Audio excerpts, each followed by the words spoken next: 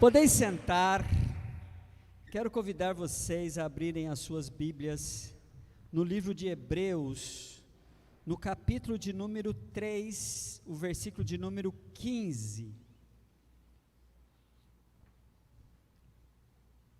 Nós estaremos hoje meditando e olhando para a palavra de Deus, tendo em mente esse ditado popular demais: não deixe para amanhã o que você pode fazer hoje. Hebreus capítulo 3, versículo 15, diz assim: por isso é que se diz, se hoje vocês ouvirem a sua voz, não endureça o coração como na rebelião. Amém? Esse é o ditado daqueles que gostam de prazo e detesta esse ditado. Você é como eu, assim, que ama prazos? Como é bom a gente ter um tempinho, né? E, gente, tomara que esta palavra fale contigo como ela tem falado comigo. Existe um mal chamado procrastinação. Só o nome já é feio, né? Procrastinar. O que é isso? Seria a explicação, é o que este provérbio diz. Quando você procrastina, você está transferindo, você está adiando, você está deixando para depois, você está delongando, você está postergando, deixando para frente. E a procrastinação é um mal, principalmente quando ela prejudica você e inocentes. Pessoas são prejudicadas porque você procrastina, porque você deixa para amanhã o que é para ser feito hoje. Mas a gente não gosta muito desse ditado não, aqueles que amam um tempinho a mais, o prazo. Os amantes do prazo detestam esse ditado. E eu confesso aos irmãos que, na minha experiência de conversão, fui apresentado ao Evangelho aos 8 anos de idade. E não sei, aconteceu isso. Eu com 8 anos, eu falei assim, quando eu tiver 10 anos, eu vou, naquela época a expressão que usava, né? Eu vou virar crente. Aí, agora eu tiver 10 anos, eu vou virar crente. Quando chegou 10 anos, eu falei, não, 14 anos.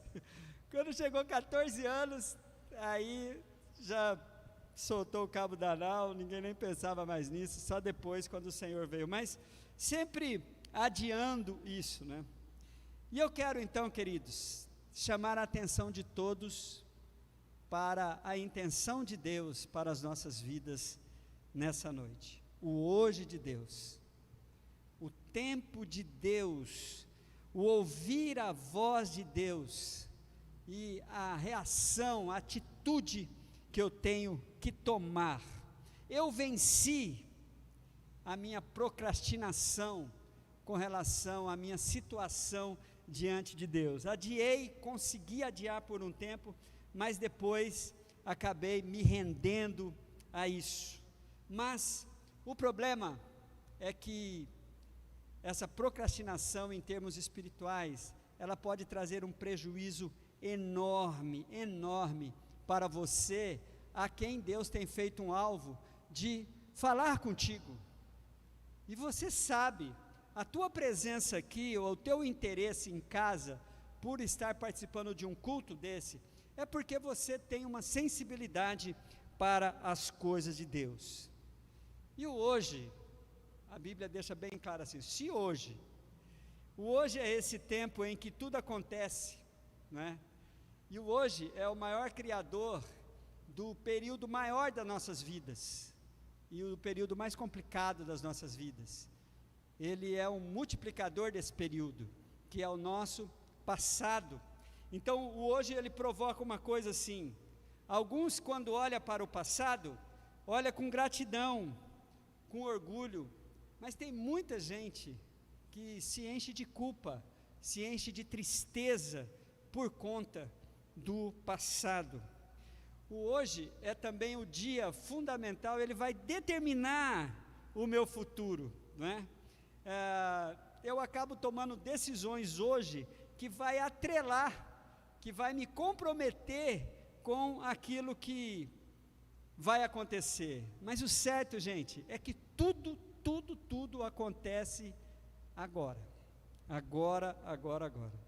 Então hoje eu quero falar dessa intenção de Deus, querendo a sua atenção, usando de um jeito de que você ouça a sua voz, para que você entre dentro do propósito de Deus. É tão interessante que esta expressão que eu li em Hebreus 3,15, só nesse capítulo de Hebreus 3, ela é repetida 2 vezes. Depois ela aparece de novo no capítulo 7, e ela é cantada, ela é um hino cantado por Davi, ela faz parte do hino cantado por Davi no Salmo de número 95, e lá Davi traz um dado histórico para nós. Abra a tua Bíblia no Salmo 95, e acompanhe o dado histórico que Davi deixa aqui, para que vocês tenham uma noção do que está se tratando. Por que esse texto foi escrito? Por que isso foi repetido tantas vezes pelo escritor de Hebreus, e também foi citado, né, foi cantado por Davi? Do que se trata? Olha que coisa maravilhosa, irmãos. Salmo 95, versículos 7 e 8 diz assim, ó: pois Ele é o nosso Deus, e nós somos o povo do seu pastoreio, o rebanho que Ele conduz. Hoje, se ouvirdes a sua voz, não endureça o coração, agora vem o dado histórico, como em Meribá, como aquele dia em Massá, no deserto. No texto que nós lemos, nos lábios do escritor de Hebreus, ele diz assim: como no dia da provação no deserto. Davi já traz uma informação mais um pouco, não é? O que aconteceu? Por que está sendo citado esse fato histórico do dia da provação no deserto? E Davi já traz exatamente a localização geográfica disso. Deus está trazendo à memória, irmãos, um dia terrível, o dia em que o povo se rebelou, se revolta contra Deus, por falta de água, enquanto eles estavam andando pelo deserto.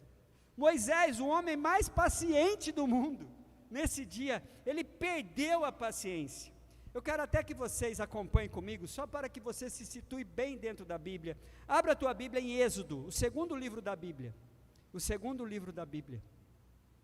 Gênesis, Êxodo, tá bom? Êxodo capítulo de número 17. Olhe para os versículos de 1 a 7, eu quero lê-los de uma maneira bem rápida assim, só para os irmãos se situarem historicamente, do que Hebreus está falando. Por que Davi está, eles estão citando este dia aqui, ó. A Bíblia diz no versículo 1 do capítulo 17 de Hebreus: toda a comunidade de Israel partiu do deserto de Sim, andando de um lugar para o outro, conforme a ordem do Senhor, acamparam em Refidim, mas lá não havia água para beber. Por essa razão queixaram-se a Moisés e exigiram: dê-nos água para beber. Ele respondeu: por que me queixam a mim?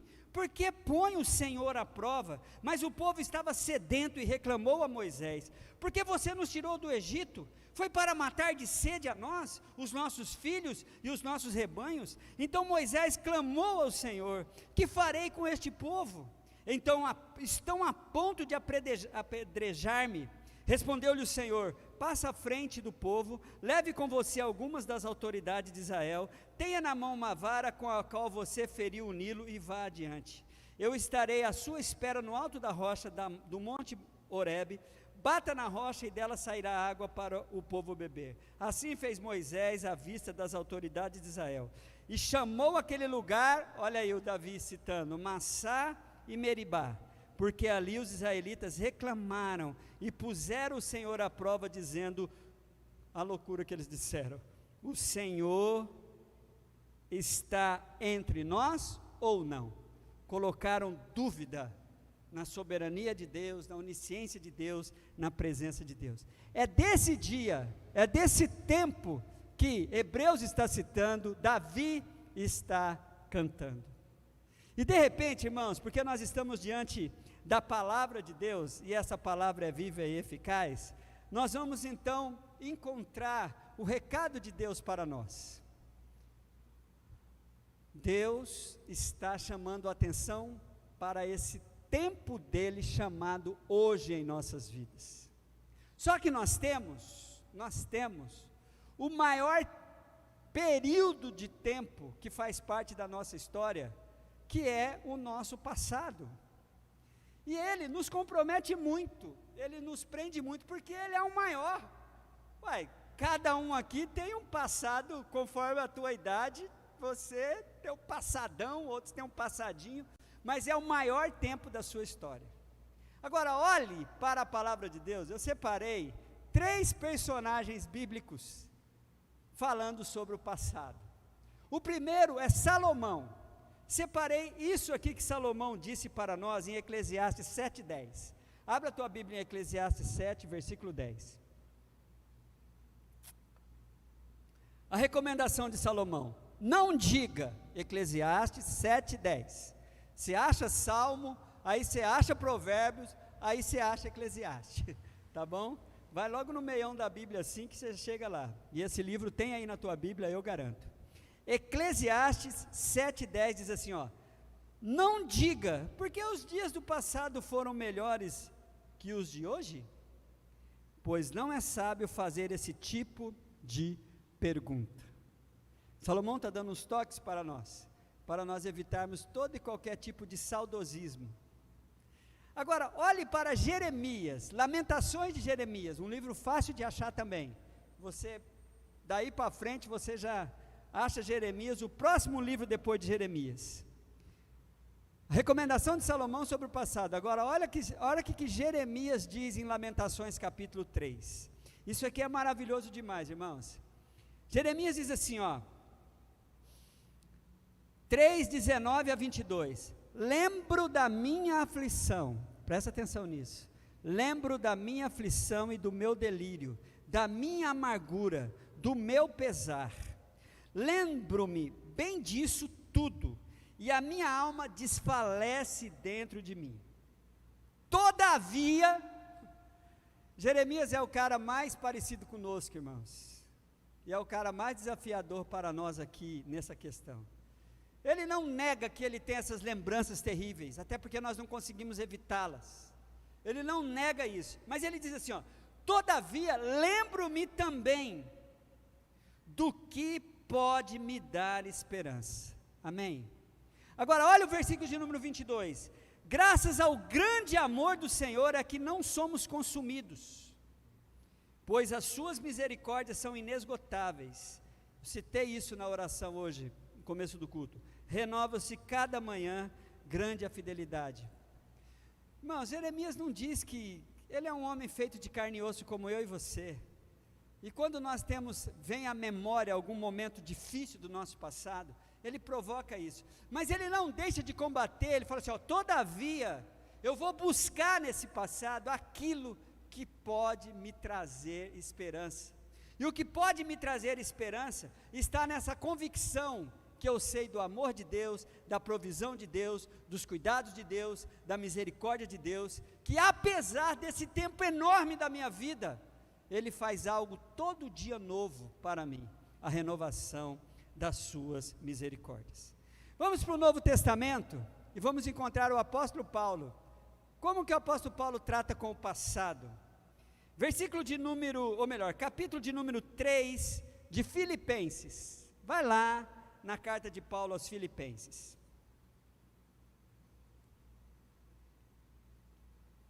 A Bíblia diz assim, no capítulo 3 de Filipenses, versículo 13 e 14, fazendo parte ali de um argumento sobre redenção, salvação, Paulo, no meio disso, ele traz esse recado para nós. Irmãos, quanto a mim, não julgo que haja alcançado, mas uma coisa eu faço. Olha que maravilha, irmãos. Olha a atitude que Paulo toma. Paulo diz assim, uma coisa eu faço, é que esquecendo-me das coisas que atrás ficam, e avançando para as que estão diante de mim, prossigo para o alvo, pelo prêmio da soberana vocação de Deus em Cristo Jesus. O que Paulo, ele está fazendo menção de uma maneira poética, assim, irmãos, essa questão do esquecimento. O esquecimento que Paulo está dizendo não é passarmos uma borracha, porque é impossível termos uma amnésia voluntária, ninguém consegue fazer isso, mas é não deixar o passado no devido lugar, e não fazer desse passado um determinante para as tuas ações agora. Por isso que ele fala, eu esqueço das coisas que para trás ficaram, eu prossigo para o alvo, é isso que eu faço. Jeremias não deixa de citar, mas Jeremias tem o mesmo raciocínio, falou assim, todavia, eu vou buscar no passado aquilo que me traz esperança. Paulo então nos coloca diante dessa realidade, de deixarmos o passado.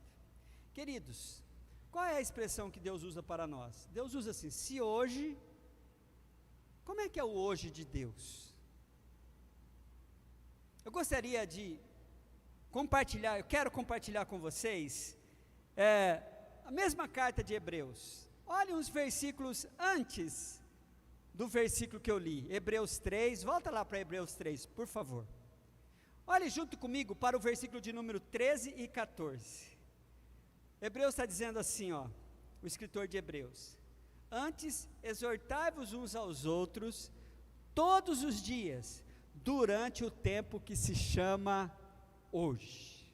Aqui existe algo que nós precisamos entender, que é o tempo de Deus, o hoje de Deus, irmãos, não é exatamente um dia de 24 horas, mas os dias de 24 horas concretizam o hoje de Deus para as nossas vidas. Então nós estamos vivendo o hoje de Deus. Então ele fala assim, no dia que se chama hoje, para que nenhum de vós se endureça pelo engano do pecado. Qual foi o maior engano do pecado do povo lá no deserto? A dúvida sobre quem é Deus, a provisão de Deus, os cuidados de Deus, e isso afasta-nos dele, né? Para que nenhum de vós se endureça pelo engano do pecado, porque nos tornamos participantes de Cristo, se retivermos firmemente o princípio da nossa confiança até o fim. Aí ele diz, enquanto se diz, diante disso, dentro do hoje de Deus, se hoje ouvirdes a sua voz, não endureçais o vosso coração. Esse é o dia, o hoje do Senhor está acontecendo na sua vida, aqui e agora. Ele faz parte de uma realidade, mas que o seu dia a dia compõe essa realidade, o hoje de Deus. O salmista diz assim, hoje é o dia que o Senhor fez, o Salmo 118, versículo 24, nós temos essa convicção, ele diz assim, hoje é o dia que o Senhor fez, alegremo-nos e exultemos nesse dia. Queridos, quando Cristo nos ensina a orar o Pai Nosso, ele faz uma expressão desse tempo de Deus. Ele diz assim no versículo de número 11 do capítulo 6 de Mateus, o pão nosso de cada dia nos dá hoje. Esse é o hoje de Deus. O hoje de Deus é esse tempo que vocês estão vivendo agora. E o amanhã, gente? O amanhã é um tempo que não chega, mas quando ele chega, ele se transforma no hoje, né? Mas eu quero deixar com vocês um conselho de Tiago sobre o amanhã. Abra a tua Bíblia no capítulo 4 de Tiago, por favor. Capítulo 4 de Tiago. Acompanhe comigo os versículos de número 13 a 17. Olha só o conselho que Tiago dá sobre o nosso amanhã. E como é tão singelo, é tão simples, faz até parte de um linguajar nosso, mas é importante, é fundamental que isso seja uma realidade das nossas vidas. Olha para Tiago capítulo 4, versículo 13 a 17, que diz assim: Ei agora vós que dizeis, hoje ou amanhã iremos a tal cidade, e lá passaremos um ano, e contrataremos e ganharemos. Digo-vos que não sabeis o que acontecerá amanhã. Porque que é a vossa vida? É um vapor que aparece por um pouco e depois desvanece. Queridos, é interessante, nós não gostamos disso, né? Nós não gostamos de pensar na possibilidade de que amanhã talvez eu não exista, de que amanhã talvez eu não esteja aqui, de que amanhã não vai chegar para mim. Mas, gente, vamos enfrentar isso, por mais chato que seja. Há uma possibilidade muito grande. Nós estamos sobre uma sombra, nós estamos passando por um vale que poderíamos chamar, conforme o salmista chama no Salmo 23, o vale da sombra da morte.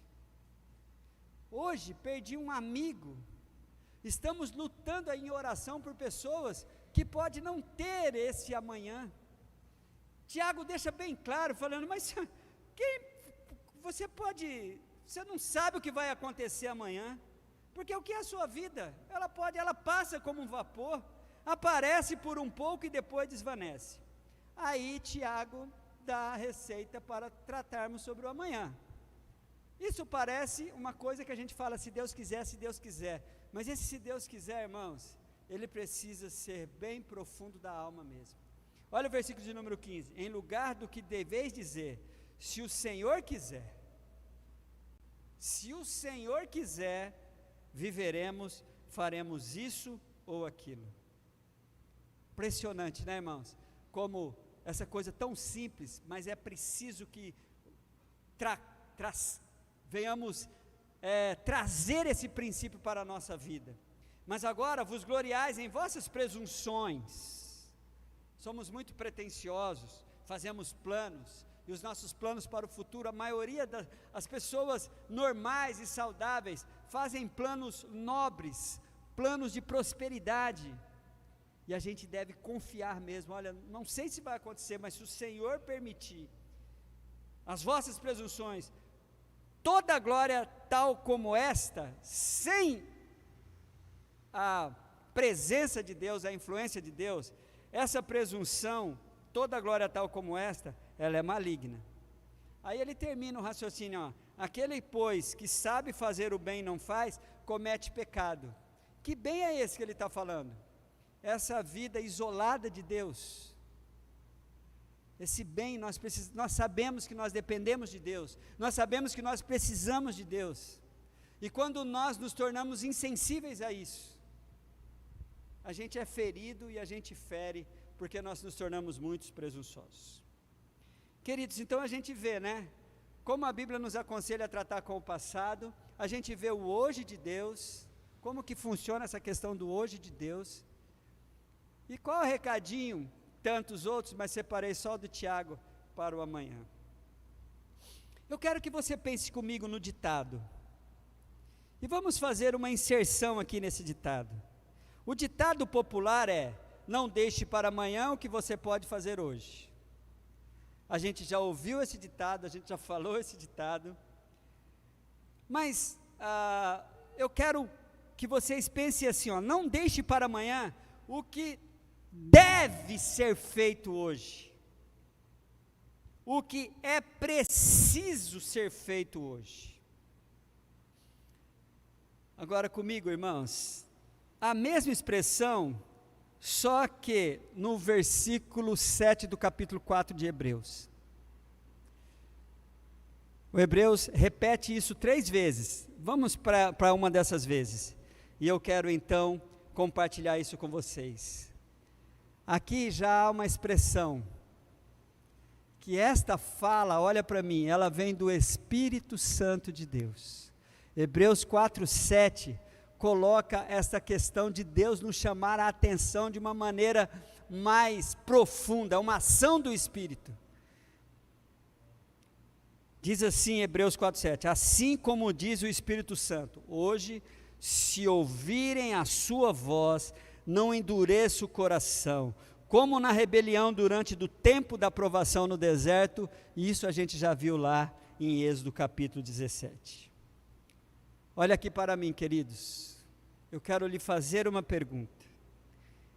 Hoje, a possibilidade virou um fato para você? Porque qual a possibilidade? Vocês percebem que não tem assim, ó, se ouvires. Essa possibilidade virou um fato. Você crê que você está ouvindo a voz do Senhor? Quem crê, diga amém. Então, muitos aqui creem, olha, eu estou ouvindo a voz de Deus. Você pode até separar todos os argumentos do pregador, mas quando foi lido a Bíblia, sem chance. Essa é a voz de Deus. Então essa possibilidade virou um fato. E eu gosto desta expressão do capítulo 7, quando fala assim, ó, determina. Hoje, se ouvir a voz, endureça. A Bíblia diz assim, ó, que no versículo 7, há uma determinação do Senhor. E eu creio que o Senhor vai esclarecer com muita, desculpa a redundância, mas deixar bem claro para nós, esclarecer com muita clareza, eu ia dizer isso. Irmãos, e qual que é a expectativa de Deus? Ao ouvirmos a nossa voz, qual o risco que corremos? Endurecer o nosso coração. Não endureça o coração. Gente, o nosso coração endurece com muita facilidade. A gente não tem muito domínio sobre os nossos sentimentos. A gente precisa ser mais racionais com isso. Nós somos muito sensíveis. Uma palavrinha errada, um gesto, um fato ruim, um risco, uma ameaça. Nós somos muito frágeis, nós somos muito melindrosos. É impressionante. Tem pessoas que a gente sabe que é tão melindrosa que a gente fica assim meio que pisando em ovos, mas todos nós somos assim. Você não tem noção da sua sensibilidade, de repente uma palavrinha, de repente um olhar diferente, ou então uma coisa simples que já é o suficiente para o meu coração endurecer, por conta dessa sensibilidade. Então o que a Bíblia está dizendo? Cuidado. Eu estou falando com você, e há uma possibilidade muito grande de você se fechar, você se trancar, você começar a arranjar argumentos para não ouvir a minha voz, porque o teu coração endurece com muita facilidade. Quantas vezes o Senhor já tentou te alcançar, já tentou falar com você, já deixou bem claro, e no entanto,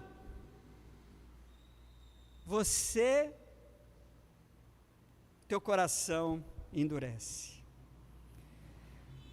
O Senhor então nos faz pensar de novo, lembrar de que quando o Senhor fala do hoje e Ele faz menção do passado, Ele vai lembrar como na rebelião, como lá no dia de Massá e Meribá, como aconteceu lá no passado. E é interessante, né? Deus faz uso do passado, irmãos, para que nós tenhamos a convicção de que não funcionou, não deu certo, de sermos sábios com o nosso passado. Eu achei uma coisa eu trouxe para vocês, esta frase aqui sobre o passado, até compartilhei com o Felipe essa frase aqui, ó, que diz assim, joga aí para nós, nunca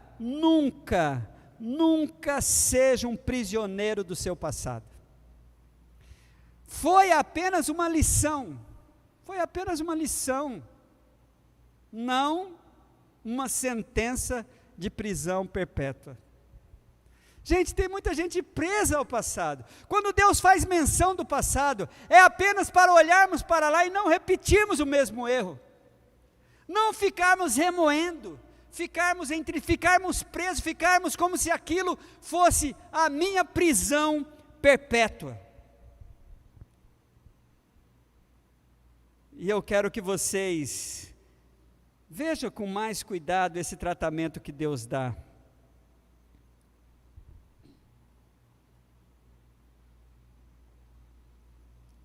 Abra a tua Bíblia.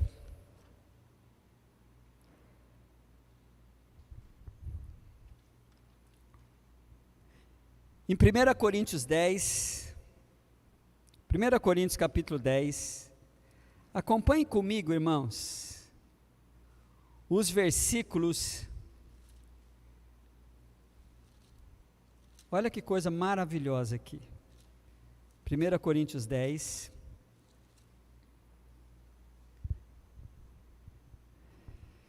versículos de 1 até o versículo de número 6. Ora, irmãos, não quero que ignoreis. Olha Paulo falando sobre esse tempo difícil lá do passado, o dia da provação. Irmãos, não quero que ignoreis. Os nossos pais estiveram todos debaixo da nuvem e todos passaram pelo mar. E todos foram batizados em Moisés na nuvem e no mar. E todos comeram do mesmo manjar espiritual. E beberam todos de uma mesma bebida espiritual, porque bebiam da pedra espiritual que os seguia, e a pedra era Cristo. Mas Deus não se agradou da maior parte deles, pelos que foram prostrados no deserto.